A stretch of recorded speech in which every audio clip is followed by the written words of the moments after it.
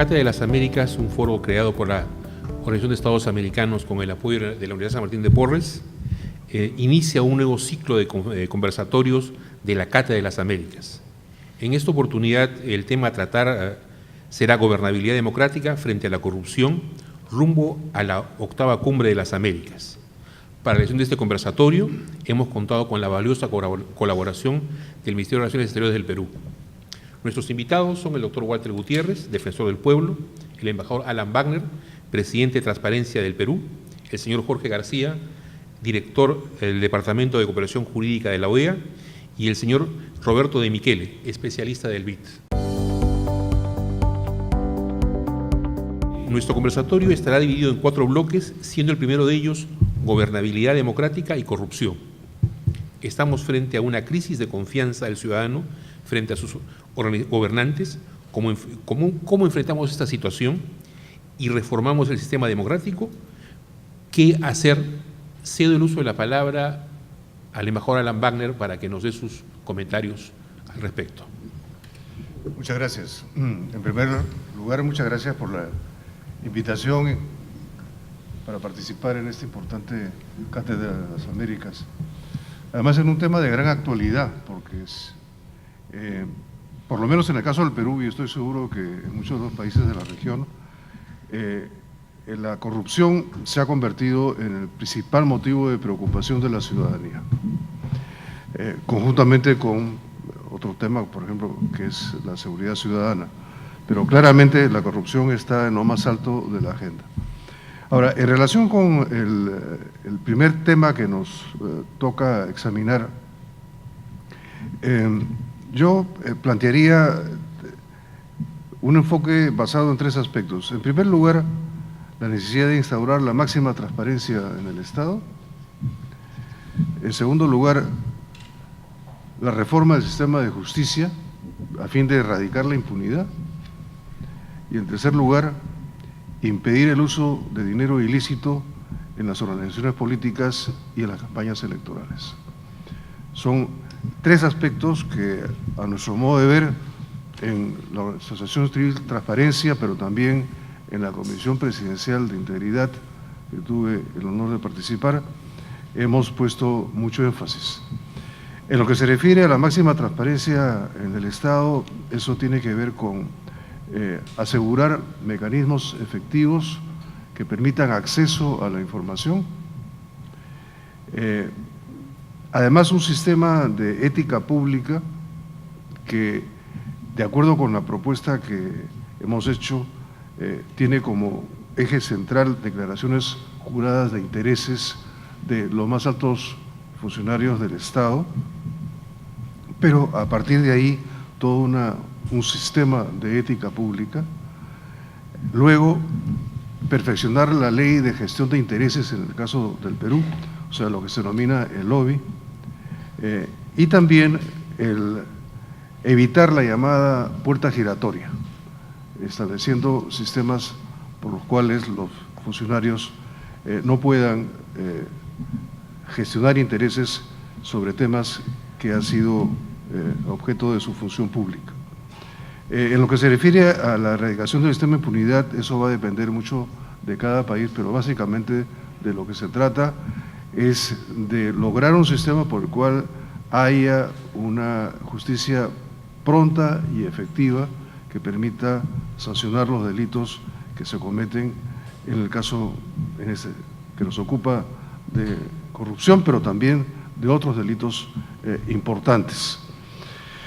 De hecho, la última encuesta realizada por Proética en el Perú revela este tema como una de las principales debilidades que el país tiene, ¿no?, en relación con la lucha contra la corrupción. Es decir, la debilidad del sistema de justicia para procesar y sancionar oportunamente a las personas inculpadas. Y por último, estamos en pleno proceso en el Congreso de una reforma de la legislación electoral que tiene como uno de los elementos centrales y en el cual hemos puesto mucho énfasis el que he señalado, que es impedir el uso de dinero ilícito en las organizaciones políticas y campañas electorales. es evidente que estamos en una situación de mucho riesgo en nuestros países, y hablo además en el caso del Perú, porque hay mucho dinero ilícito en el sistema financiero, y las posibilidades de que este dinero ingrese, ¿no?, al sistema político es muy grande. Y para eso se requiere tener normas muy claras que impidan, ¿no?, el ingreso de dinero ilícito, por ejemplo, ¿no?, prohibiendo cualquier contribución de carácter anónimo, ¿no?, a las organizaciones políticas o a las campañas electorales, y otras disposiciones más que cada país deberá implementar. Nosotros esperamos que, como resultado de la labor que en estos momentos el Congreso nuestro está haciendo, podamos tener ciertas garantías para que los representantes sean representantes de los ciudadanos y no de intereses corruptos. Muchas gracias. Le agradecemos mucho, embajador Wagner. Doctor Gutiérrez. Sí, muchas gracias. Gracias por la invitación, gracias por participar en este conversatorio con tan distinguidos y destacados panelistas. Yo quisiera empezar diciendo que la corrupción a la que nos enfrentamos hoy es una corrupción claramente distinta, claramente diferente a la que conocíamos ordinariamente. Me animaría a llamar corrupción desde el poder.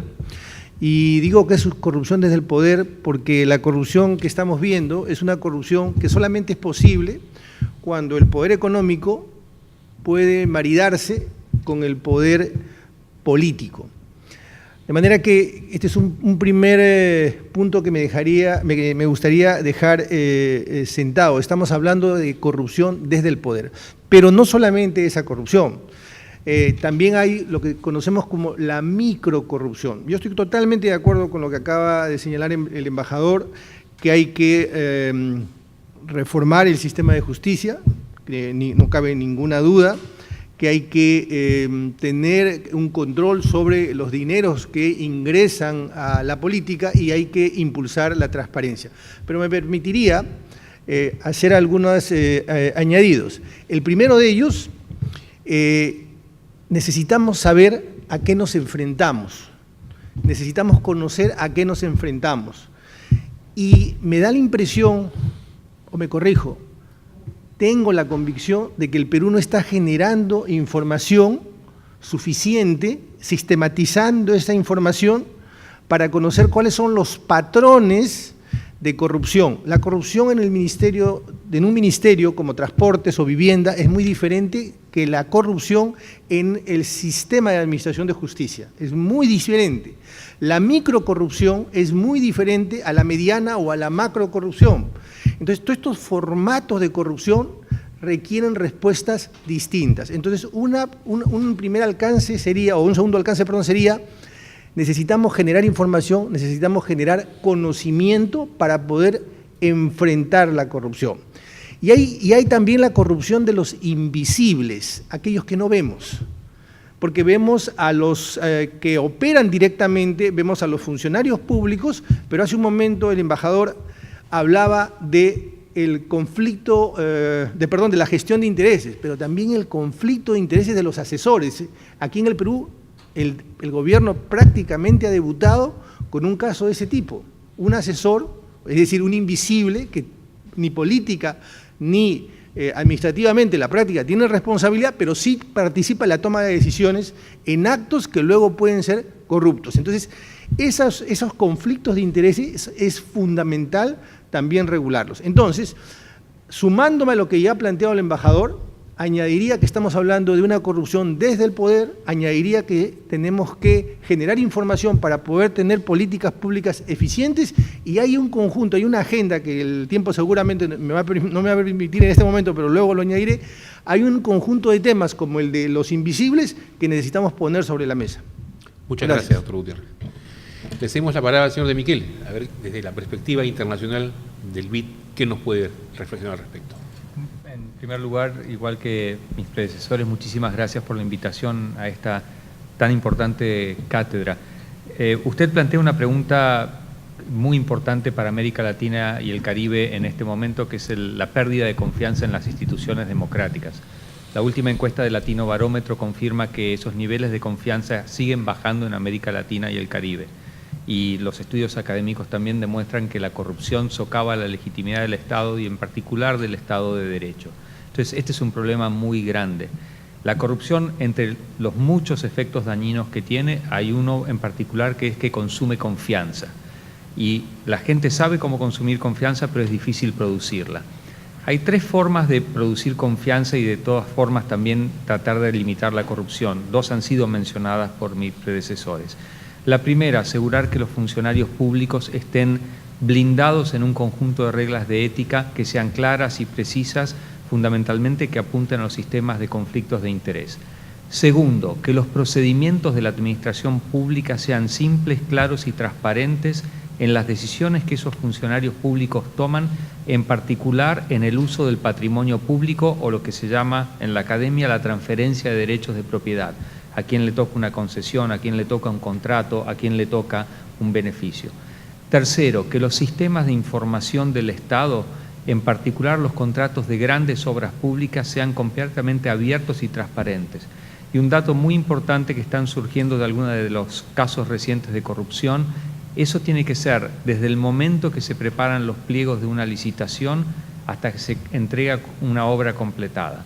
¿Por qué es esto? Porque hemos descubierto que muchos de los casos la corrupción no se produce al momento de la licitación, se produce con una adenda, se produce con una expansión del objetivo de la obra, con un cambio de circunstancias.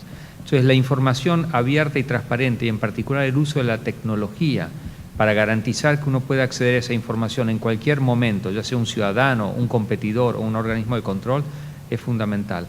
Lo más importante, estas tres soluciones no son técnicamente imposibles. Las tenemos a la mano, las convenciones internacionales lo vienen marcando hace años y hay algunos países que han avanzado en buen camino en estos modelos. Por lo tanto, es algo que creo que los países de América Latina y el Caribe podrían hacer. Muchísimas gracias, señor Michele. Señor Jorge García, ¿qué comentario nos tiene desde la OEA? Bueno, en primer lugar, muchas gracias por la invitación a este conversatorio. Yo comentaría un poco lo que hemos hecho en el marco de la OEA en este campo. Lo hizo alusión Roberto al tema de las convenciones y ese fue uno de los avances que se han hecho en el marco de la Organización de los Estados Americanos. En el año 96 se adoptó el primer tratado a través del cual los estados buscan cooperar en el combate a la corrupción como resultado de un mandato de la Cumbre de las Américas, un tema muy pertinente aquí en Perú, donde se va a realizar el próximo año una cumbre de presidentes. Fue una convención pionera, en el sentido de que en ese momento, y estamos hablando de hace un poco más de 20 años, se discutía si el tema de la corrupción era un tema de carácter internacional, si debiera ser objeto de un compromiso jurídico vinculante por los estados. Hoy ya nadie discute eso, hoy ya es evidente, hoy es el tema de una cumbre de presidentes. La convención fue pionera, pero también expresó una concepción integral de cómo se debe combatir la corrupción. Quizás todo lo que quisiéramos y lo que quisieran los ciudadanos es que se pudiera decretar acabar con la corrupción, que hubiera un acto mágico con el cual se acabara la corrupción. Desafortunadamente no es así. Por eso, en alguna medida, la Convención expresa que el combate a la corrupción tiene que ser un proceso que quizás tiene un punto de inicio, pero que no tiene un punto final, que debe ser integrado con muchas decisiones de muchos diferentes alcances, con diferente contenido. Un proceso, además, que debe expresar una concepción integral, que implica medidas preventivas, muchas como las que acaba de explicar el embajador Wagner, que tienen que ver con el buen gobierno, con transparencia en temas de la gestión pública, de las contrataciones públicas, de la vinculación de los servidores públicos, con el régimen de conflicto de intereses, con el régimen de las declaraciones patrimoniales de los servidores públicos, con los mecanismos de participación de la sociedad civil, que tiene que ver también con que existan sistemas penales que funcionen, que esté tipificados los delitos de corrupción. Y por supuesto que haya lo que en inglés llaman el enforcement, que se apliquen las normas, que efectivamente las instituciones funcionen, que hayan resultados, que se sancionen a quienes cometen actos de corrupción. Y es un problema además en el cual la responsabilidad es compartida, por supuesto de las instituciones del Estado, de los funcionarios públicos, pero también, como dicen los argentinos, para bailar tango se necesitan dos. Y también entonces el sector privado tiene una responsabilidad importante en esta materia, es parte del problema y tiene que ser parte de la solución. La sociedad civil también tiene una responsabilidad muy importante y la comunidad internacional. En ese sentido, en el marco de la OEA, además de adoptar esta convención, se adoptó un mecanismo de seguimiento que hace evaluaciones de qué tanto los estados están cumpliendo con los compromisos que han adquirido a través de la convención. Y allí se analizan en detalle temas como los que ya ha mencionado aquí el embajador Wagner. Por ejemplo, un tema que es muy importante para la consolidación democrática, el tema de los mecanismos de participación de la sociedad civil, incluyendo las normas de acceso a la información. Hemos logrado algunos avances en la región en los últimos años y por eso justamente en muchos países se han iniciado investigaciones y procesos en materia de corrupción, mecanismos que permitan también a la sociedad civil participar en la gestión pública, mecanismos que permitan a la sociedad civil hacer seguimiento de la gestión pública.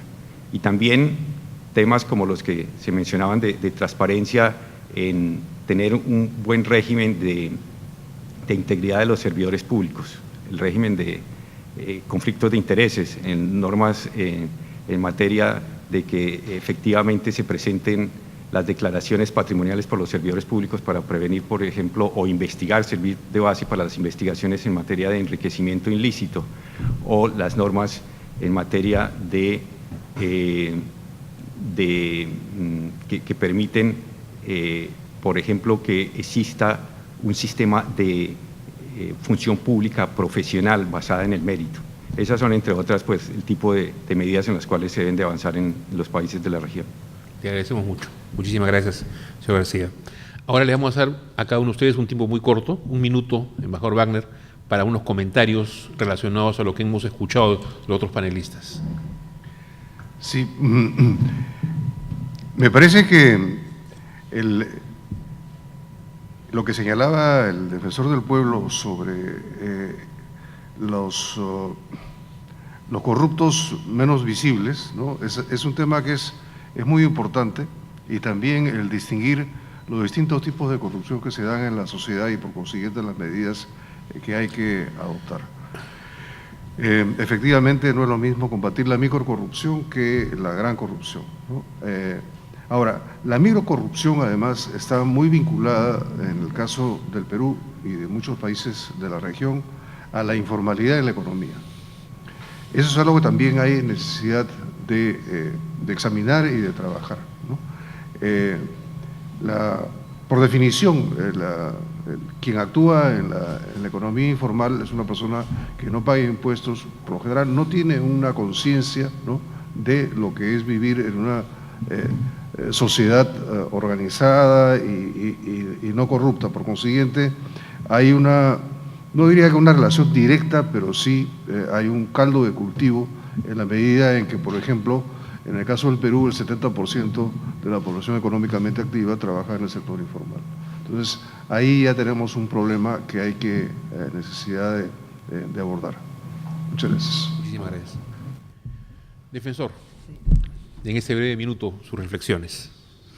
Bueno, en efecto la corrupción consume confianza, y yo diría que la microcorrupción, para retomar lo planteado por el embajador, consume gran cantidad de confianza, más todavía, porque si el 70% de nuestra economía, y no está muy distante de otras economías latinoamericanas, pero digamos que la nuestra es particularmente alta, si consume el 70% de nuestra población está consumiendo su confianza en estos pequeños actos de corrupción, y esto tiene una directa relación con la gobernabilidad, directa relación con qué hace el Estado por mí, cómo está atajando esa corrupción. De manera que hay que mirar este tema, no obstante que parece pequeño, como bien ha sido señalado, es algo sumamente importante, de un calado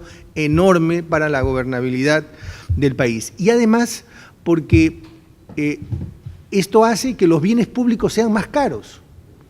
Se encarecen los bienes públicos, la cobertura se reduce, la calidad se reduce, y los bienes privados a su turno también son más caros.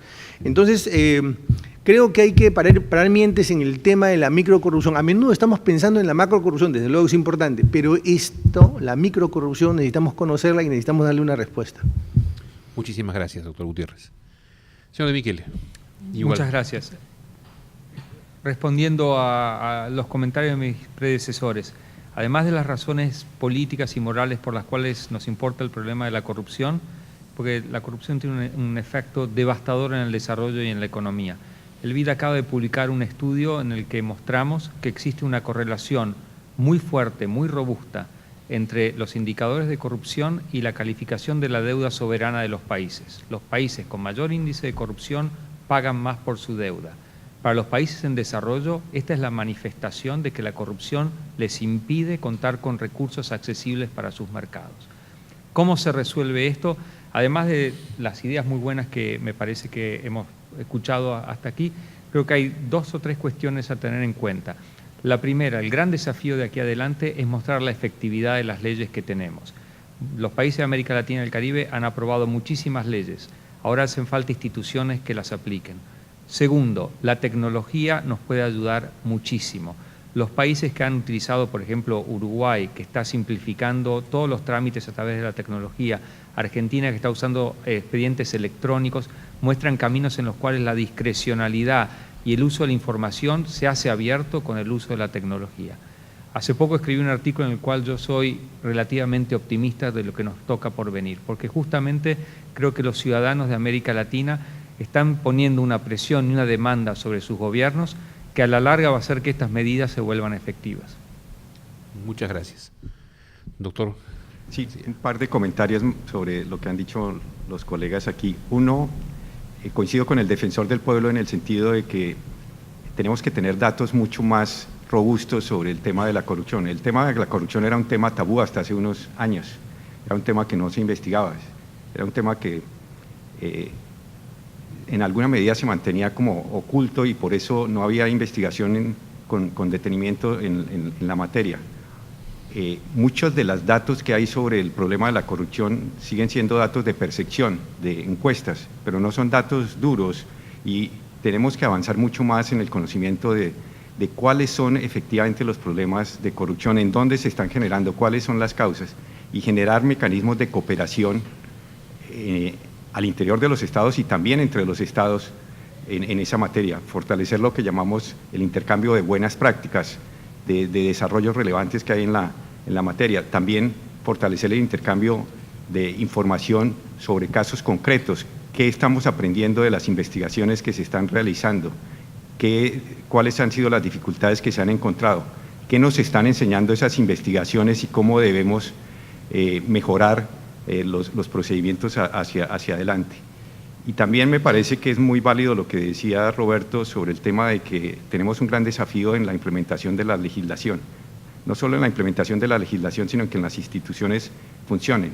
Nosotros analizamos a 139 instituciones de control superior, poderes judiciales, fiscalías, contralorías, y parte de lo que encontramos es que en muchas de esas instituciones no hay resultados, o no están sistematizados los resultados, o es difícil conocerlos. Y si no hay resultados, ¿cómo se va a poder evaluar efectivamente si esas instituciones están cumpliendo con su objetivo, si están siendo eficaces, si están siendo eficientes? Muchísimas gracias por los comentarios hechos por todos.